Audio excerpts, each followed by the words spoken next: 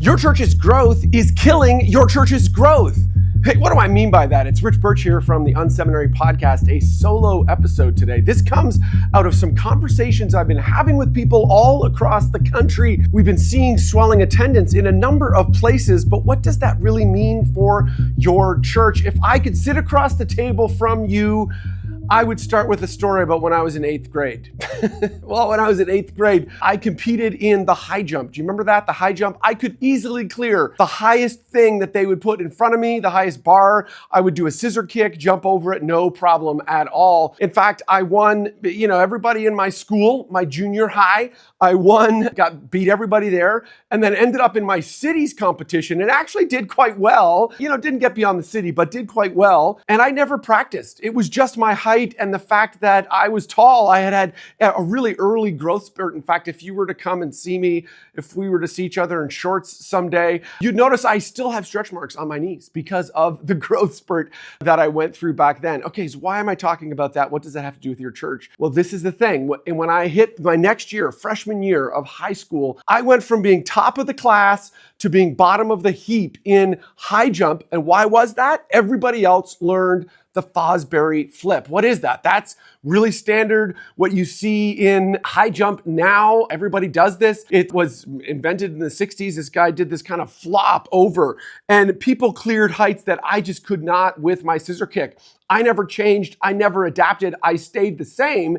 And in fact, didn't even make it out of my gym class. I was so bad at high jump. What does that have to do? Well, this is the thing. Growth can make you lazy. I realized that because I was tall and could scissor kick over it, I didn't need to learn how to improve. Churches fall into the same trap. Growth can feel like validation. More people, more buzz, frankly, more money. However, growth is toxic or can be toxic if it masks underlying weaknesses. It's like a sugar high with no protein in your meal. And so I want to talk to you about 5 statistics today, 5 measurable things that you should be looking in under your hood, because I've seen this in growing churches. If you don't pay attention to this, man, your growth could be killing your church's growth. Number 1, first-time guest capture rate. Growth without numbers is just decline in disguise. So what do I mean by this? If you have lots of people attending your church, lots of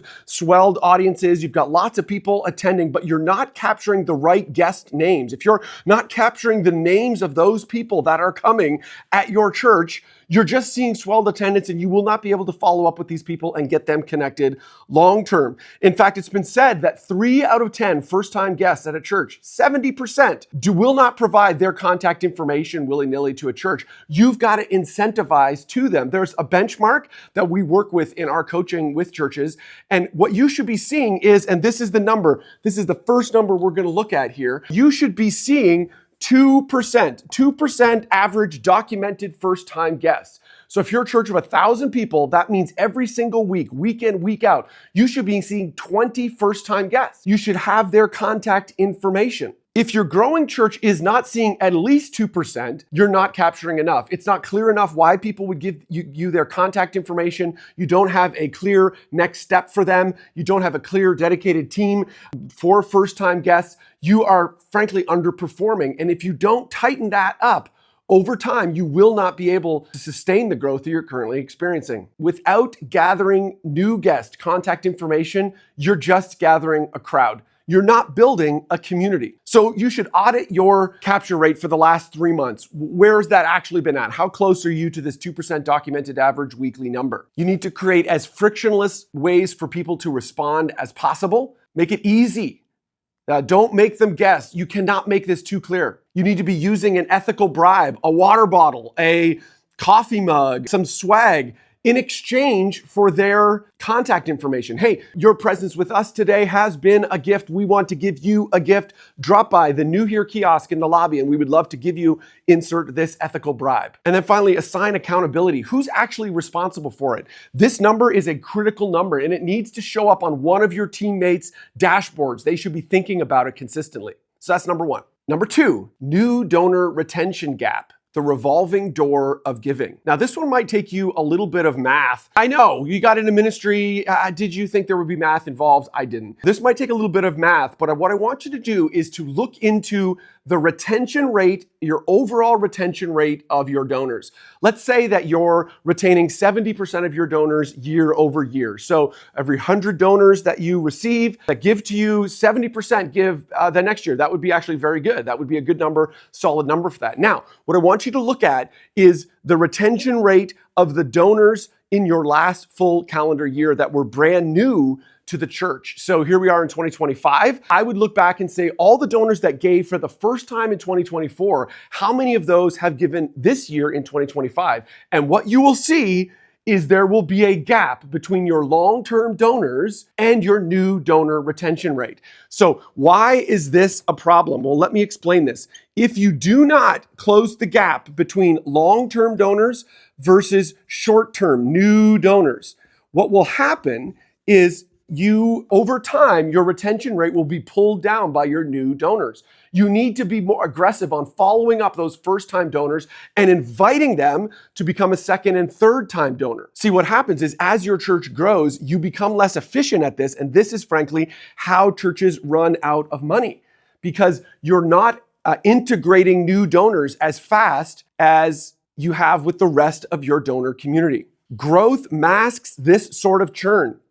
Your overall revenue can be going up with new short-term donors, but if you're not retaining them, you won't sustain that long-term. Growth can mask this because new people are constantly filling that bucket, but your bucket has got a hole in it. Giving totals rise, but the base is fragile. When momentum slows or the economy slips or something goes wrong, you'll discover that you've been funding your church on a ministry with a series of one-night stands, people who give once, but don't come back time and time again, not long-term partners. So what I want you to do is I want you to track your first-time donor rate to second-time donor rate. What is it? How long does it take for them to go from one gift to many? If 100 people give for the first time this year, how many of them give again in 90 days? Build a 48-hour thank you system. We know that there's all kinds of studies that show that the faster you follow up with donors and thank them, the more likely they are to give a second and third gift. So no generic receipts. I want you to write personal thank you notes, handwritten, phone calls, that sort of thing. This needs to be a high priority. You need to report impact consistently with your donors. Don't just say thank you. Show them how their giving is making a difference in the ministry of the church. When you give, good things happen. Do that on Sunday mornings through regular reporting back to your donors. Move people to recurring giving. If people have given in the last 90 days and they have not set up recurring giving, ask them directly to set up recurring giving. Listen, I want you to treat new donors in your church like little seedlings. They're like, I'm growing this new grass in the front of my house. This time of year, our grass got scorched this summer. It was so hot. But we're fixing new grass, and I've had to care for that grass. I've had to water it. I've had to spend a lot of time. That is the same thing you should be doing with new donors. Early care determines long-term fruit. All right, number 3, follow-up speed to first touch. Delay means decay. So what do I mean by this? In our world, speed is the new currency. You know this. You give business to organizations that frankly just move faster than other businesses. Amazon has told us this, man. They ship within 24 hours. And they've taught us this. They're shaping our culture. When I click a button, the distance between when I click that and when I shows up, it just keeps getting shorter and shorter and shorter. It was 5 days, then 2 days, then 1 day, then same day, then within hours. And our churches, if we delay and don't have intensity with following up with first-time guests, so we've collected that contact information. If we have not followed up quickly, we will lose those first-time connections. I've said it for years for campus pastors as we're launching a new location. I'll say, listen, I know your church has some sort of follow-up system, but what I want you to do is to grab those cards or to get that contact information on Sunday. And then after dinner, Sunday night, before bedtime, get on the phone and call every one of your first-time guests. We say that to new campus pastors because we need that. We want to see those guests return time and time again in a new location. If you're experiencing a swell in attendance at your church, we need that kind of intensity with your new here guests to see those people coming back time and time again. Too many churches are too scared to show some intensity and passion in their follow-up process. I like to call this the principle of 7-11. What do I mean by 7-11? It's 7 contacts in the first 11 days. I know that sounds crazy, but that is the kind of follow-up that is working and prevailing at churches all across the country. I bet your dentist is better at following up with you to get you to show up to the church than your church is in following up with first-time guests. And all they're trying to do is to clean my teeth, put some fluoride in. We've got an eternal message that we're trying to literally turn back the tide of our culture and see people encounter Jesus. We need the kind of intensity where we follow up quickly and often, particularly in those first couple weeks after a first-time guest arrives. So build a system. It's a handwritten note by your New Here kiosk team on Sunday. It's a Sunday afternoon phone call or text from a campus pastor. It's a Monday email from the church. It's a Tuesday phone call from a volunteer whose job is to help people get connected. You've got to share the load. This can't all be staff. We've got to take some intensity on this. Follow-up speed to first touch is a critical thing. You may have a lot of guests, but if we're not following up with them, they will not stick and stay long-term. Number 4, kids and students capacity ratio. This is the family filter. So friends, at your church, we see this time and again. I'm thankful for our friends at Unstuck. They've looked at this for years. 30% of your attendance should be children and young people, should be the students and kids at your church. Why is this an important issue? This ratio is not a nice to have. It is it's the single strongest indicator of long-term health of your church. If it's below this 30%, if it's below 20%, so it's like a third less, you've got a real problem. You're drawing adults, but not reaching families. And without families, frankly, your church doesn't have a future. You might be celebrating growth today, but let me say this as a person of a certain age. If you're just attracting older adults, your church doesn't have a future. More adults in seats, busy lobby, but if kids are not in the mix, and if 30% of your audience is the people that attend on Sunday, if they are not students and young people, then the next generation is burning off, and it's just a matter of time before your church begins to recede and lose its impact in its community. Parents may love the preaching, they may love the music, they may love the atmosphere, but if their kids do not come, and if you are not drawing parents with kids to your community, you are literally 5 years away from significant decline as a church. I was talking to a friend recently who literally experienced this at their church. Years ago, they were like, at first it started, we didn't have anybody in the nursery. And then it was, the early elementary. Then it was all of elementary. And then before you knew it, the church was in decline. So what percentage of your church is under 18 years of age? Don't guess, track it. This needs to be on a dashboard somewhere. Aim for 20 to 30%. 30% is the goal. If you're below 20%, families are slipping through the cracks. Above 30%, you're doing great as a church. Compare this ratio year over year. Let's go back the last number of years and look at where that was. Is the number stable or growing? Then you've got a future. If it's shrinking, then you might be in decline. Your church literally might just be getting a year older every year, and that spells problems for the future of your church. Listen to the leavers. Reach out to people who have maybe left your church, families that have left your church, and just simply ask them, hey, I'm not trying to convince you to come back, but I want to hear from you. I want to learn from you. Tell lots of stories. Listen, we need next generation kids in our ministry. They need to be an active part of what happens at our church. Number 5, staffing leverage. Stop hiring doers. Start hiring leaders. Okay, this one might hurt a little bit. This one, I know there's some people who they're not going to like this one at all. One of the problems with a growing church, a fast growing church, is more revenue comes in and there's a lot of work to be done and there's lots of things going on, and you're going to be tempted. You're going to be tempted to add more staff. And the problem with that is if you add staff to your church, if you overstaff your church, you're literally taking things away from volunteers and giving them to staff. If that's the behavior that's happening at your church, that's the beginning of decline for your church. It literally is. It's the beginning of the decline of your church. If it feels like you're understaffed, that's a good thing. Ephesians 4, we are called to be equippers. We're the people that are supposed to equip the saints to do the work.